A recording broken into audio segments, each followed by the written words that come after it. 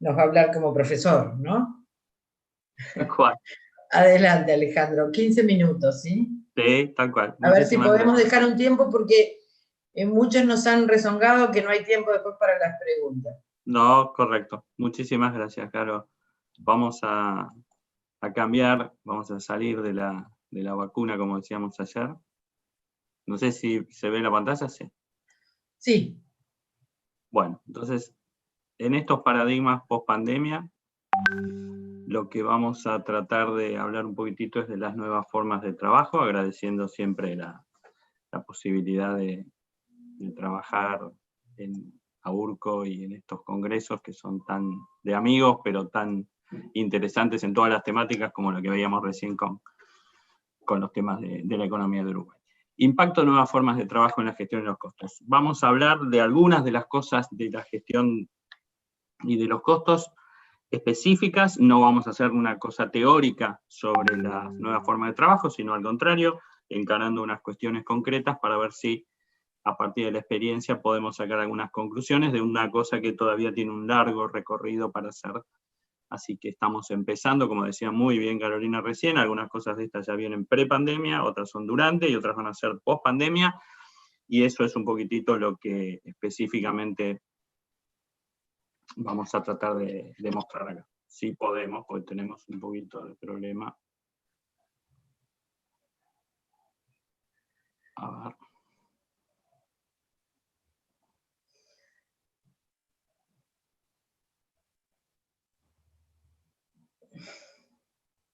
A ver si ahora.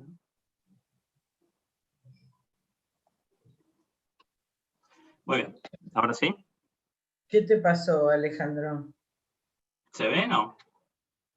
No. A ver, intenta de vuelta. Bueno, vamos a ver.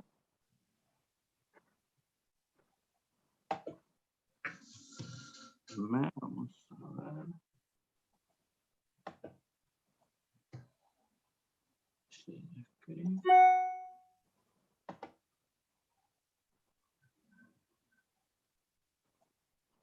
¿Acá sí? Ahora sí. Bueno, nosotros dijimos que la revolución industrial, la cuarta revolución industrial, que es una mezcla de cambios digitales con distintas tecnologías que están aplicadas de manera integral, ¿no? Hay una digitalización de operaciones, un rediseño de productos y servicios, una mayor interacción con clientes, son tecnologías que ya existían, pero que ahora trabajan en forma conjunta, generan nuevas tendencias en el consumo, nuevas formas organizacionales y nuevas modalidades de trabajo. Entonces, dentro de esas modalidades, algunas, como decía bien recién Carolina también, ya existían y lo que hacen es profundizarse en su uso y todavía queda para ver cómo va a ser esa aplicación en el futuro. Entonces, entre esas tenemos el trabajo remoto y el trabajo distribuido. No vamos a hacer una teorización, decíamos acá, del trabajo remoto, pero simplemente vamos a caracterizarlo como algo donde lo que influye es la cuestión individual, ¿no? El trabajo remoto es una modalidad y una disciplina individual, mientras que el trabajo distribuido es una disciplina organizacional. Es la mezcla de trabajo presencial en alguna oficina centralizada y en otras locaciones o sitios, lo que es en realidad trabajo remoto, de manera combinada en las organizaciones. O sea, el trabajo remoto es una mirada individual, el trabajo distribuido es una cuestión de reestructuración del modelo de integración de los equipos en una organización, que es una tendencia que venía existiendo, pero que se profundizó mucho durante este año. ¿Por qué? Porque la obligatoriedad del quedarse en la casa hizo que buena parte de los trabajadores del mundo, sobre todo en países más desarrollados o de desarrollo medio, tuvieran que trabajar desde su casa por no poder ir a los lugares de trabajo. Lugares de trabajo que son oficinas que vienen ya desde hace mucho tiempo siendo sitios discutidos por muchas organizaciones en cuanto a la necesidad de trabajar así, porque el modelo de la oficina es un modelo que viene de la revolución industrial, donde por haber hecho en el lugar físico fabricación, necesidad de administrar esas empresas industriales en el mismo lugar con montones de papelería, gente que controlaba, administraba, presupuestaba, contabilizaba, llevó físicamente a la gente a trabajar a un lugar, y esa es una cultura que se mantuvo en una inercia a lo largo de los últimos 200 años, prácticamente sin cambios, con incipientes cambios al trabajo remoto, recién en algunos tipos de organizaciones donde empezaron a aparecer modelos más modernos, si se quiere, mejor orientados al trabajo individual, a distancia, remoto y por ende distribuido, en función de actividades nuevas, típicamente software, o trabajos donde hay gran proporción de los empleados en el modelo freelance, lo que podemos conocer como la gig economy. Entonces, eso fue ganando terreno y ahora se va consolidando, hay que ver hasta dónde, implicando lo que decimos un poquito acá. Es una nueva forma organizacional, tiene una nueva cultura que exige para trabajar de esa manera, hay reglas tanto legales como de comportamiento entre las personas para manejarse de una manera distinta, ahora en forma distribuida en distintos lugares físicos que cuando estamos todos juntos en la misma oficina. El layout de los espacios físicos también tiende a ser diferente, y la estructura organizacional que se necesita para administrar esa organización tiene que ser otra, más flexible, más dinámica. A su vez, los trabajadores no son el clásico contrato de trabajo de tiempo indeterminado, donde uno entra a una empresa y se queda X tiempo hasta que se va. Es una mezcla esa contratación de trabajadores, de gente en teoría permanente, con temporarios, con gente que está a plazo fijo, con trabajadores freelance. ¿Qué ventajas tiene este trabajo distribuido, que es el término técnico para hacer esta organización con esta combinación de trabajo físico en distintos lugares? Quizás más productividad, más autonomía seguramente, porque la persona está administrándose y teniendo un grado de dominio sobre sus tareas mayor que cuando la locación física lo tenía el jefe cerca. Supuestamente también más bienestar, porque la persona puede hacer un equilibrio entre su vida personal y laboral mayor. Hay reducción de costos, porque se ahorran muchos gastos y muchos costos de la locación física de la oficina, y la gente tiene una orientación al resultado mucho mayor que antes, porque está como en un entorno donde su resultado es mucho más medible y más claro. Pero claro, también por estar lejos se pierde la pertenencia o el sentido de grupo, tanto a la organización como al resto de un equipo. Puede haber problemas de falta de alineamiento, porque distintas personas, por más que se conectan, tienen cada uno un ámbito y un espacio de tiempo muy solo, con lo cual puede haber riesgos de falta de cohesión o de integración en la estrategia o en el plan o en la función a la que la gente se dedica. Por supuesto, menos integración. Disminución de la creatividad e innovación. Acá hay encuestas que muestran que gran parte de las ideas de las empresas surgen en situaciones informales, con lo cual, al no existir esas situaciones informales, juntarse en la cafetería o juntarse en un restaurante, baja la tasa de creatividad y cosas nuevas que surgen de esa interacción, y por supuesto hay herramientas de trabajo que hacen falta, distintas, con mayor uso de tecnología, tanto hardware como software, que se necesitan en este entorno comparado con la del entorno presencial. ¿Cómo se solucionan esas cosas? Según los casos reales de aplicación, encuentros reales, presenciales, permanentes, con una frecuencia mayor, a veces toda la organización tiene que estar 1 o 2 veces por año junta. Generación de confianza, que es un problema, necesita esa confianza la interacción más cotidiana, entonces hay que hacer reuniones muchas veces, no solo generales, como decimos 1 o 2 veces por año, sino de los equipos, y el jefe con sus empleados, por lo menos diariamente, tiene que tener un touch point, como le dicen las compañías multinacionales, muchas veces orientado más a ver cómo está la persona que a tener una interacción desde el punto de vista técnico, y la aplicación de tecnologías, ¿sí? Slack, que es una plataforma de mensajería basada en canales, o Google Groups, Zoom, Microsoft Teams, Skype, Confluence. Esa es una lista de herramientas que estas organizaciones usan para conectar y trabajar esas personas en línea, viéndose por internet, pero en definitiva teniendo que trabajar juntos, aunque sea de manera virtual.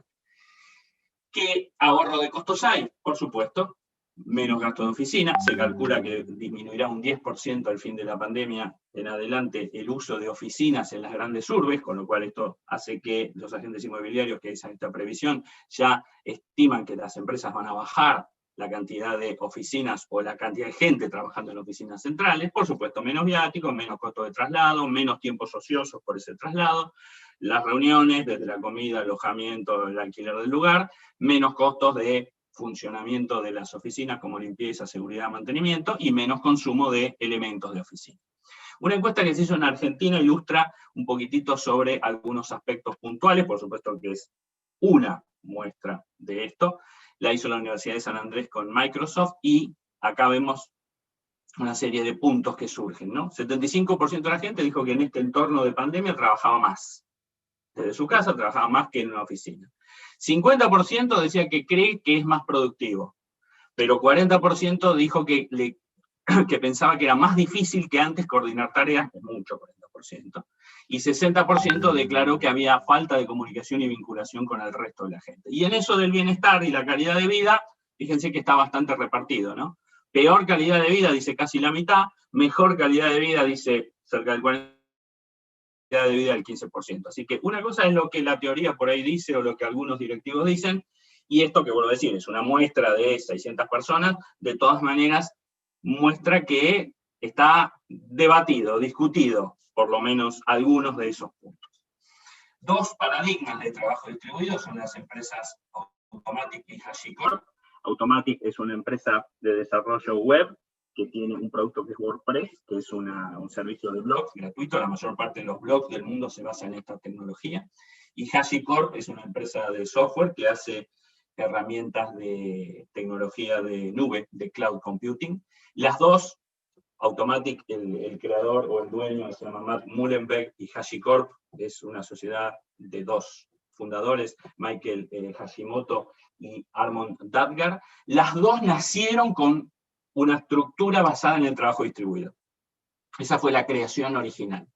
Empezaron, no es que se convirtieron, nacieron como empresas de trabajo distribuido. Y una parte de las conclusiones que decíamos antes surge de la experiencia de estas dos empresas, que me parece que son las dos más paradigmáticas.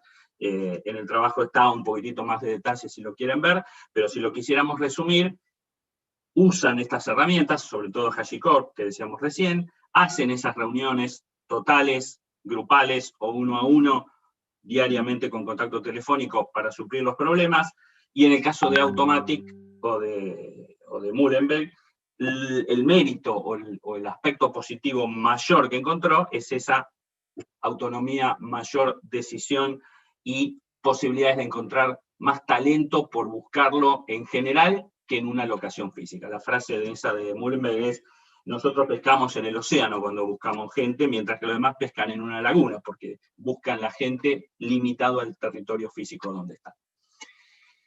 Dos ejemplos también que están en el trabajo, y solamente acá para dar un pincelazo: la visita médica de la industria farmacéutica, virtual, como se desarrolló a lo largo de esta pandemia. Los visitadores médicos dejaron de ir en el mundo, y en Argentina particularmente, a la visita médica presencial, y empezaron a trabajar con herramientas o aplicaciones para tener contactos virtuales, telefónicos o iCalls, como lo llamamos en algunas compañías, con una pequeña aplicación donde se interactúa con el médico.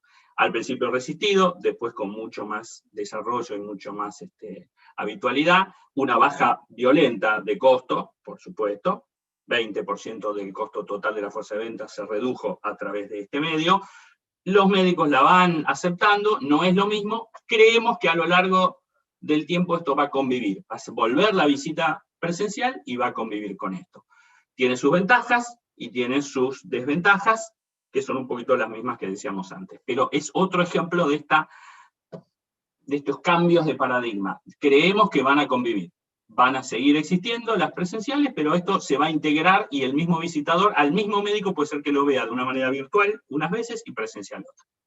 Y desde el punto de vista de las organizaciones, las compañías multinacionales todavía están más reacias a volver, muchas no han vuelto todavía, y esto significa que el trabajo remoto y distribuido en la pandemia trajo esta modalidad con un poquitito todas las ventajas y las desventajas que decíamos antes, y que no las vamos a repetir. Esa encuesta que relatábamos de Argentina creo que es bastante clara en este sentido. Finalmente, si tuviéramos que decir algo, todo esto no está basado en una necesidad de reducir costos, sino que está basado en una necesidad de gestionar distinto. El impacto en los costos, por supuesto que existe, pero lo importante, como siempre, es la efectividad en la gestión de los costos más que otra cosa, y estos modelos organizacionales tienen todavía un gran espacio para evolucionar y para discutir muchas cosas, pero pensamos que van a coexistir con los modelos tradicionales en la misma empresa, parte de una manera, parte de otra, y en algunos sectores, como el de software, definitivamente mucho más rápido va a ser la expansión del modelo distribuido que en los casos de otras empresas de la economía más tradicional. Bueno, más o menos creo que el tiempo tuvimos y los mensajes centrales son: va a cambiar, no sabemos cómo ni cuánto, pero va a convivir, y el auge de los modelos que existieron en la época de la pandemia, la verdad es que creemos que se va a mantener, aunque todavía hay mucho por ver. Muchas gracias.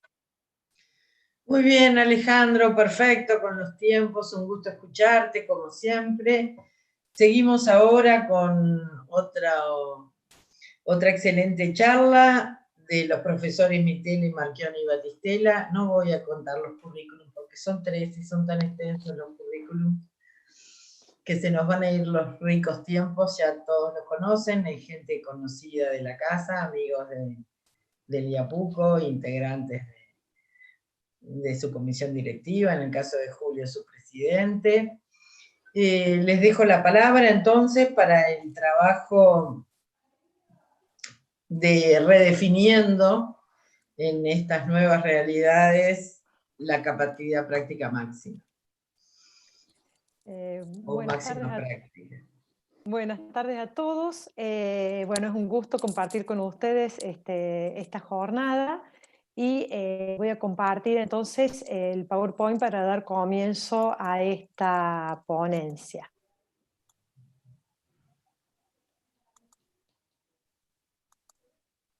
¿Se ve correctamente? Sí. Sí, perfecto, Silvana. Adelante. Bien.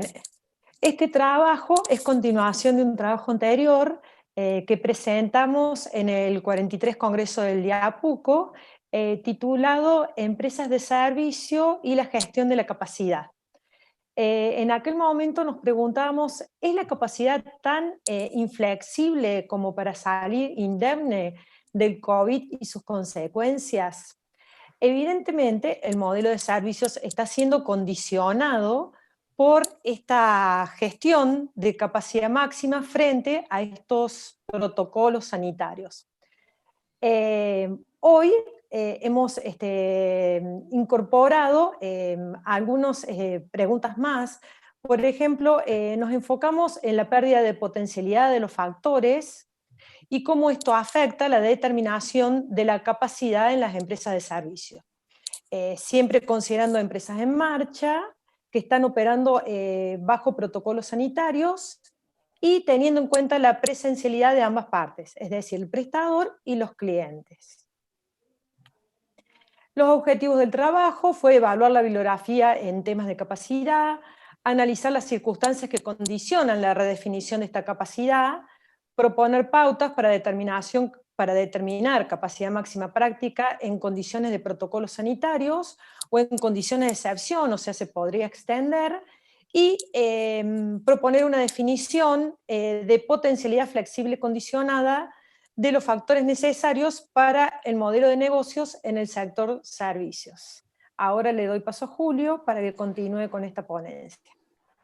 Bueno, dentro de la investigación o de la lectura de la bibliografía, un poco leyendo a nuestros maestros sobre el tema capacidad, ustedes ahí ven términos que un poco sirven como relato de todo lo que fuimos encontrando. Claramente no encontramos una mirada respecto de algo que nosotros queremos desafiar, que es si más allá de que el nivel de actividad condiciona solo los procesos y no los factores, bueno, ¿qué pasa en términos de esta realidad con relación a esa potencialidad que los factores tienen y que pareciera ser que no pierden independientemente y no están sesgados por el nivel de actividad?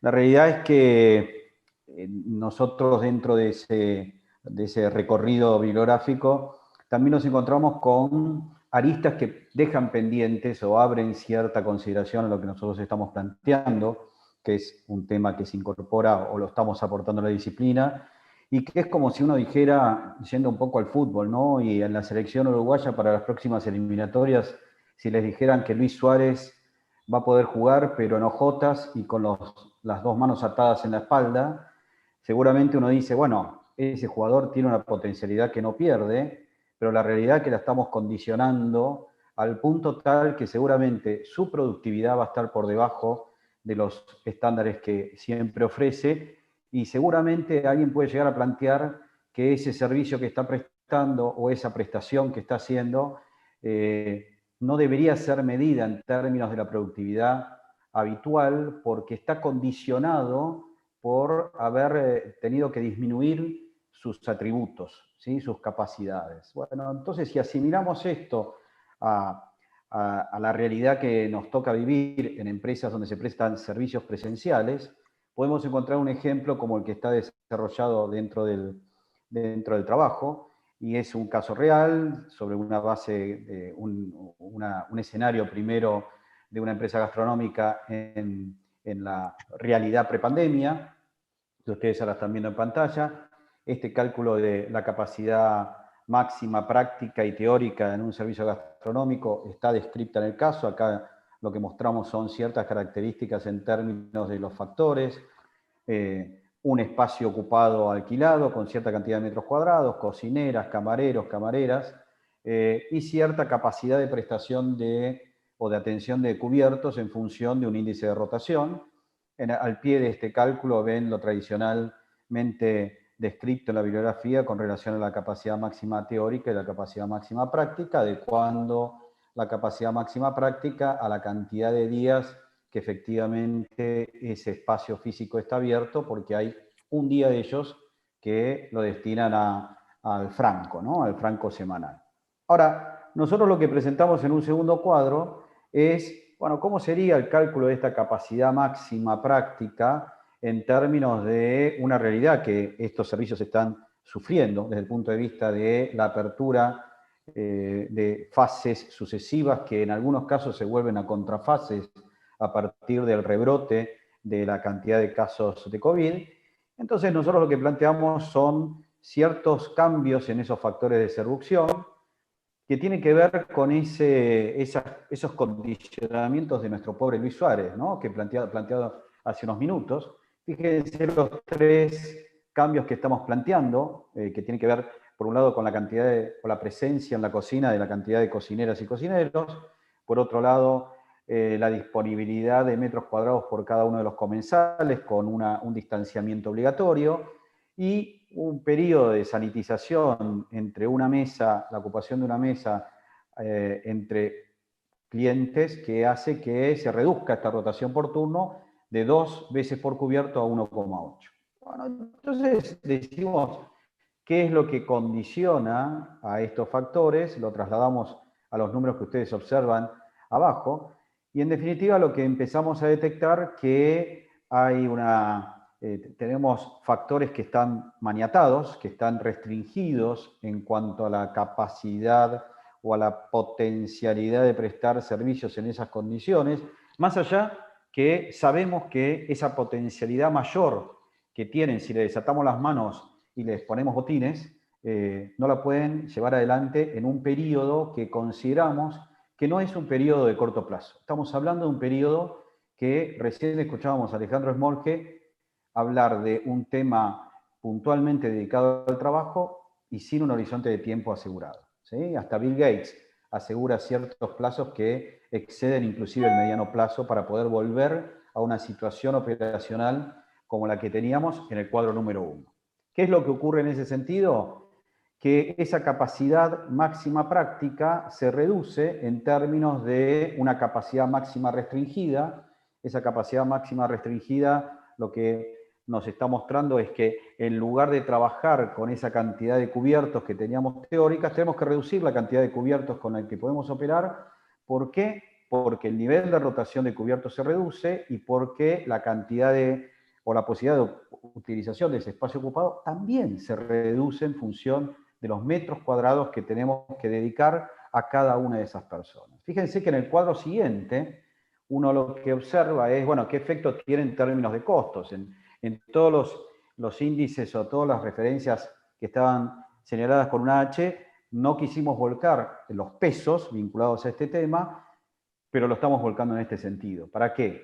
Para mostrar, por un lado, que en el escenario número 1 tenemos esta distinción del costo fijo de capacidad de operación, respetando ciertas pautas de la bibliografía, y en función de eso, si lo comparamos con el escenario número 2, nos encontramos que hay una porción de los sueldos y contribuciones del personal de cocina que tenemos que reasignar en términos de capacidad de operación porque no pueden convivir todos en el mismo espacio de cocina durante toda la jornada.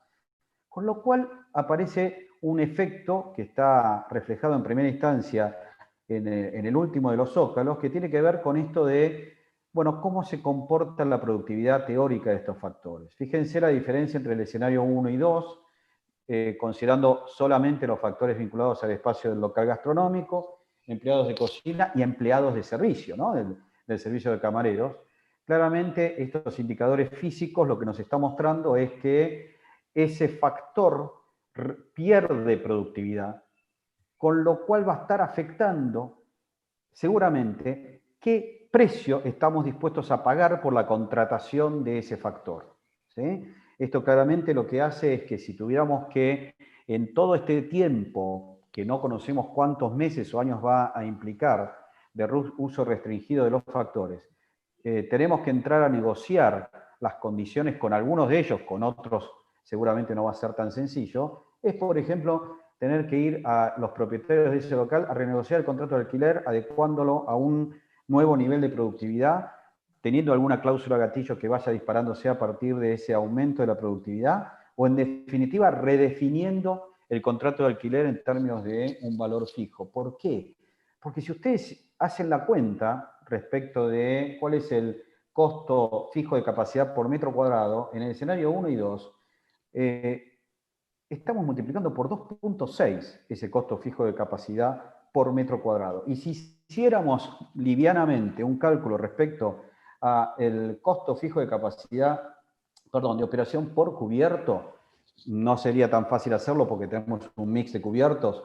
La idea, ¿cuál es? Si consideramos los cubiertos todos como un monoproducto, también aumenta el costo fijo de operación por cada uno de esos cubiertos. Con lo cual, lo que entendemos en función de esta característica es que medir productividad sobre la base teórica del escenario 1, o inclusive una base práctica del escenario 1, sin considerar el condicionamiento de esa potencialidad, nos puede llevar a cometer errores, no solo en términos de medición, sino en términos de perder la habilidad o la capacidad de recontratar o redefinir el precio por el cual vamos a contratar o recibir estos factores.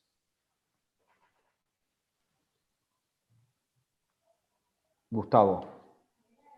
Bueno, y como para dar cumplimiento con el tiempo, llegamos a los resultados y a las conclusiones que rápidamente las vamos a comentar, pero que a lo largo de la charla de Silvana y de Julio fueron saliendo a la luz. Evidentemente, nosotros utilizamos este modelo práctico, este caso real que nos atravesó a los tres, tanto como profesionales, consultores o como emprendedores, o sea que la estamos viviendo en carne propia, nadie nos contó nada, pero lo queríamos mostrar con este caso práctico para que sea una realidad incontrastable, digamos, irrefutable.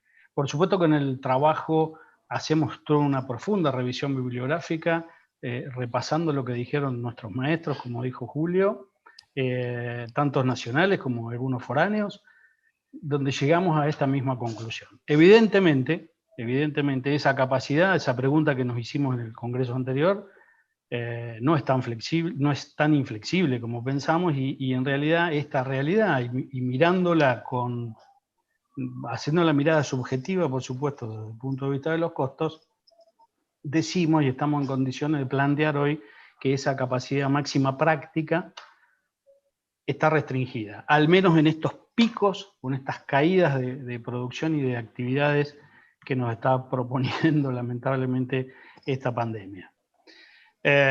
Si hablamos de que esa capacidad práctica restringida queda instalada, en realidad lo que tendemos es a aplanar esa ociosidad anticipada, ¿sí? Que eso sería como un subproducto, digamos, de la definición de esta capacidad práctica restringida. Y por supuesto que tengan en cuenta que estas empresas de servicio a las que apuntamos en este trabajo, que son servicios presenciales, donde hay personal de contacto, donde es necesaria la presencialidad, no tienen mucho stock. Su stock es el manejo, la administración perfecta del tiempo y de su recurso humano. Por eso también la redefinición de este nivel de capacidad es fundamental para el planeamiento de este tipo de empresas. Si seguimos con la otra, como bien dice Julio, seguramente se van a tener que redefinir algunos contratos. Esto también lo estamos viviendo en carne propia. Seguramente va a haber redefiniciones en las locaciones o redefiniciones en contratos específicos de bienes de capital utilizables para esta prestación de servicio. Y de la mano de la definición de la capacidad práctica restringida, aparece esa potencialidad de los factores que nos generan esa energía productiva, digamos, o esas unidades de uso que por allí en la obra de Enrique Cartier figuran, y de la mano entonces, digamos, de esa restricción de capacidades podríamos hablar de que esa potencialidad, a Luis Suárez le decimos que está condicionado y que esa potencialidad por lo tanto es flexible. Sin desconocer que Luis Suárez o los factores tienen una potencialidad mayor, digámosle reservada, en términos, ya que estamos en gastronomía, en términos gastronómicos podríamos decir una potencialidad reservada que tal vez pasada la pandemia volvamos a ella. Y bueno, y también como mencionaba Julio, y específicamente en este tema de los servicios de carácter presencial, obviamente la nueva capacidad nos va a permitir generar una mayor o una mejor percepción de calidad por parte de los usuarios de esos servicios, pero aparece acá que esa calidad probablemente esté condicionada por el comportamiento de ese usuario, de ese consumidor, que aparece un consumidor que es seguro, o en algunos textos o papers aparece como el segumidor, que va a tener un rol muy importante en este tipo de empresas. Desde ya, muchísimas gracias, fue un gusto haber compartido nuestra ponencia, nuestra pequeña propuesta, y espero que haya sido del agrado de todos. Un cariño grande. Muchas gracias a todos. Creemos que la tercera parte de esta saga irá a Sevilla, así que los invitamos a continuar con esto. La idea es generalizar este modelo para que sea aplicable a empresas del sector. Muy bien, Silvana, estaremos todos en Sevilla, muy interesante el trabajo. Además me hizo mucha gracia porque cuando nosotros en Uruguay le decimos capacidad práctica máxima. Entonces cuando vi que ustedes hablaban de capacidad máxima práctica, dije, esto obviamente están proponiendo una idea distinta, porque no hay nada que nos guste más a la gente de costos que es hacer propuestas y cambiar esos paradigmas que nos vienen como heredados. Y no me desilusionaron porque aunque la jerga de capacidad práctica máxima, capacidad máxima práctica es la misma, sí tenemos la restringida que acaba de aparecer y el concepto de potencialidad flexible condicionada que nos va a dar para hablar en Sevilla y en otros congresos más. Bueno, muchas gracias. Damos paso ahora a Juan Rodríguez Brite, que es Uruguay, es de la Universidad de la República, que también va a hablar de estos nuevos cambios, en este caso relacionados con los bienes de capital, que viene mucho que ver con todo lo que venían hablando ustedes de cómo manejamos también las capacidades y los costos fijos. Juan, te damos la palabra. ¿Podés subir? Sí. Necesito que me habiliten a compartir la pantalla. Bien.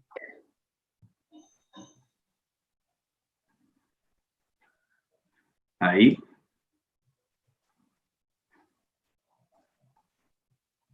¿Están viendo? Sí, sí, se ve. Perfecto.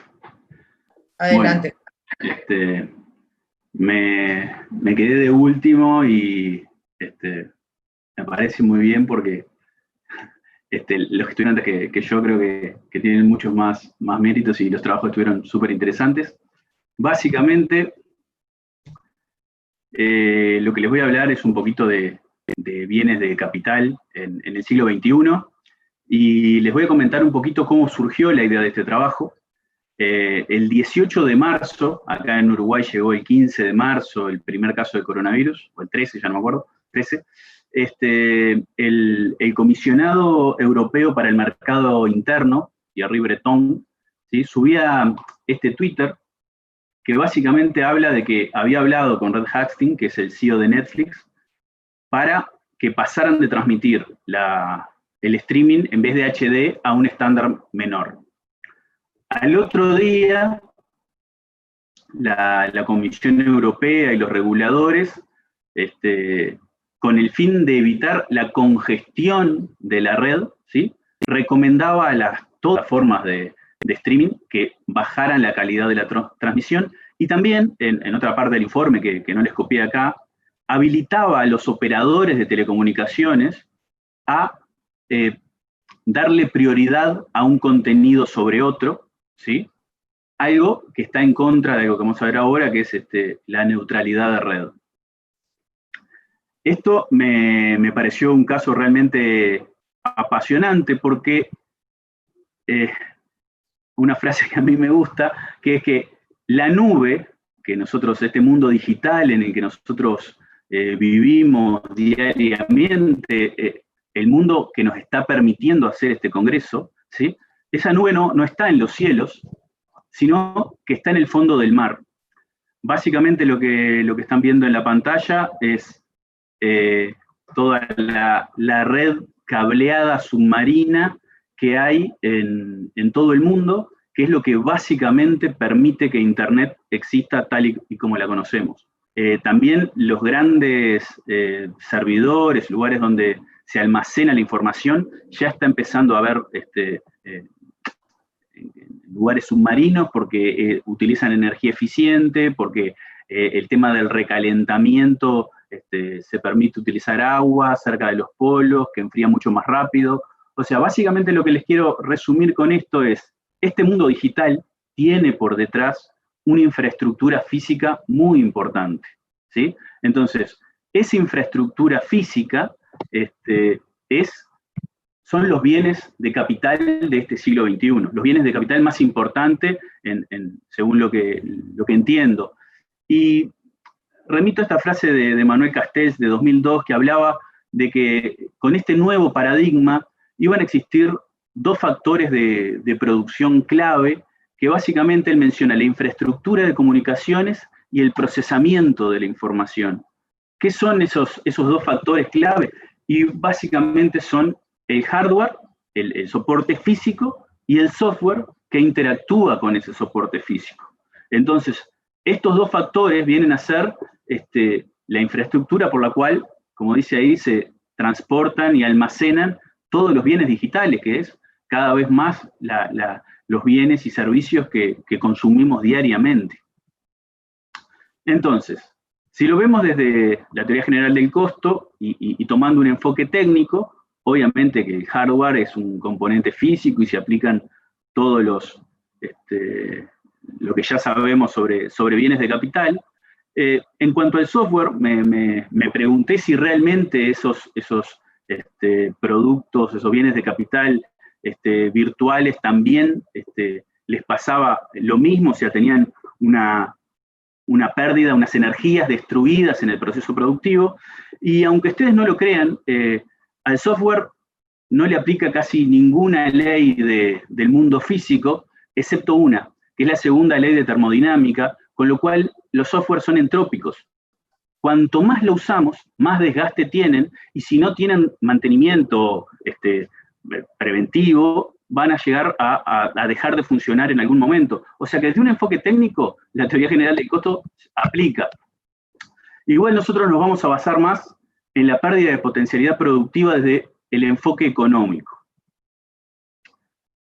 Y antes de meternos en el tema, vamos a abrir un mínimo paréntesis para hablar de lo que les mencionaba antes, la neutralidad de red y lo que se llama dump pipes o tuberías tontas. Les leo textual lo que dice el concepto de neutralidad de red de BEREC, que es una agencia europea de regulación del tema. Dice que todo tráfico que circula por una red es tratado de forma igual, independientemente del contenido, la aplicación, el servicio, el dispositivo o la dirección del que lo envía o recibe. ¿Esto qué hace básicamente? Esto que en muchas partes del mundo, como en Europa, es ley, que los dueños de la infraestructura no le puedan cobrar a quienes transportan información, bytes, por esas redes. Entonces, ¿qué es lo que pasa? Imagínense el caso en que ustedes tuvieran una red, no sé, de transporte de objetos físicos, no sé, un tren, y por sus vías pasa determinada cantidad de bienes y mercancías, y ustedes no pueden cobrarle a quien envía, sino solo al que tiene acceso a ese canal de distribución. Entonces, esto nos plantea un mundo con capas. Está la capa física, que son los proveedores de red, una capa intermedia, que es son las plataformas de infraestructura, que básicamente, para que se hagan una idea, puede ser Google, ¿sí? que tiene una infraestructura de almacenamiento, mails, etcétera, que permiten que otras empresas corran sobre sus productos. También es Amazon, una de esas plataformas de infraestructura, y por arriba, las compañías over the top, que simplemente utilizan toda esa infraestructura, esos bienes de capital que existen, para brindar servicios. Desde un enfoque económico, tenemos este cuadro de marginalista, ¿no? Que las necesidades humanas son las que son satisfechas por los bienes de primer orden, pero a su vez esos bienes de primer orden son fabricados por bienes de segundo orden, tercer orden o órdenes superiores hasta llegar a N, y en realidad el valor, cómo se va generando y distribuyendo. Hay una imputación de valor desde los bienes de primer orden hacia los bienes de órdenes superiores.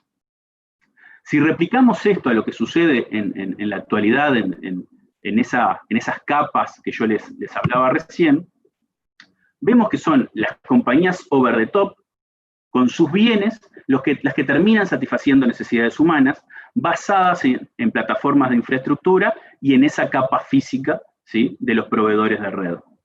Ahora, al no poder los proveedores de red cobrarles a esas compañías que trabajan sobre su infraestructura, lo que termina pasando es que hay una discusión muy grande a nivel mundial sobre el valor que realmente le corresponde a la parte física y el valor que es creado o generado por las compañías que distribuyen sus bienes por encima de esta capa física. Les pongo un solo ejemplo, siguiendo con Netflix, y es el acuerdo que Netflix tuvo que hacer con Comcast, que es una compañía de infraestructura de red en Estados Unidos, para que Comcast no limitara el tráfico de información de Netflix hacia sus usuarios, ¿sí? Yo quería ver una película, tenía Comcast en mi casa, y en realidad, si ponía Netflix, las películas se veían mal. ¿Por qué? Porque Comcast estaba frenando, ¿sí? la forma de transmitir de Netflix.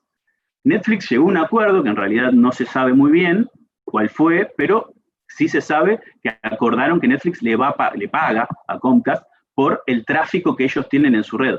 Esto es muy importante porque las compañías de streaming, o sea, de video, son las que consumen entre el 25 y el 30% del tráfico a nivel mundial, y eso cada vez es mayor, con lo cual para las empresas de infraestructura es muy importante, ¿sí?, poder llegar a este tipo de acuerdos para poder también reinvertir y poder tener, dar acceso a todos los que necesitan. Les pongo esta imagen, Google. Todos pensamos en Google, pensamos, no sé, en el mail, en un buscador, pero Google, por ejemplo, que es una de los que están en el medio, es una plataforma de infraestructura, además está yendo hacia ser un over the top, con proyectos ya viejos como puede ser YouTube, pero también hacia abajo para ser un proveedor de infraestructura. Google es el principal dueño de cables subterráneos submarinos en el mundo, con más de 112.000 kilómetros a nivel mundial. O sea, empiezan a haber no solo luchas internas, sino a que unas plataformas, las más grandes, empiezan a quedarse con el espacio que ocupaban otros players. Esto lo ha llevado a Google a, por ejemplo, ser objeto de una demanda en Estados Unidos. Esta noticia es del 20 de octubre de este año. En realidad, en este caso es por monopolio en la parte de publicidad, pero, o sea, es como un primer paso. Estados Unidos tiene una larga historia de luchas antimonopolio de sus empresas. Y después esto se está yendo hacia todo el mundo. O sea, Europa tiene, Australia tienen juicio con las grandes compañías de infraestructura, y ahora también China se sumó a intentar regular. Estamos hablando de China, que es uno de los mercados, una de las economías más reguladas del mundo. Igual está teniendo problemas en contener este tipo de plataformas, y justamente ver cómo es la imputación de valor en estos casos. Entonces, a nosotros, desde el punto de vista de los costos, ¿cómo nos afecta? Y bueno, en primer lugar, o sea, los costos también son el valor que se le da a ese factor. El valor del factor, ¿sí?, está determinado, según la teoría que estamos utilizando, por una imputación de valor. Si hay una ley, por ejemplo, la de neutralidad de red, que me impide que determinado proveedor de un soporte físico, de un bien de capital, le cobre a las compañías que utilizan esos servicios, estamos modificando las posibilidades, ¿sí?, de esa imputación de valor. Entonces creo que las grandes preguntas que se nos hacen un poco hasta más allá de lo que son los costos, es justamente si ese valor es solo generado por las compañías over the top o si debe distribuirse por toda la cadena. Y la otra gran pregunta es que esas plataformas de infraestructura que vienen a quedarse con toda la torta, si hay que regularlas, si no, cómo aplican todos los conceptos a estos grandes players a nivel mundial. Intenté ser lo más breve posible. A mí me apasiona bastante esto y puedo hablar un rato más, pero espero que por lo menos haber planteado la semillita de la duda con todos estos temas. Muy bien, Juan, muchas gracias, muy interesante esta exposición. Realmente nosotros tenemos, cuando hablamos de la estructura, estamos como condicionados a lo que hemos vivido, y es a la maquinaria, la estructura física, y bueno, y tenemos que de alguna forma empezar a pensar en estas nuevas estructuras que necesitan las organizaciones, que son fundamentales para cierto tipo de empresas, en especial las que se basan en plataformas, que son tan importantes en la realidad económica de hoy en día. Bueno, estamos con el tiempo un poco justo, ya el profesor Jorge Túa está en sala, esperando. No sé si Claudio nos permitirá hacer alguna preguntita o ya tenemos que dejar el espacio. No, Carolina, déjame hacer una consulta.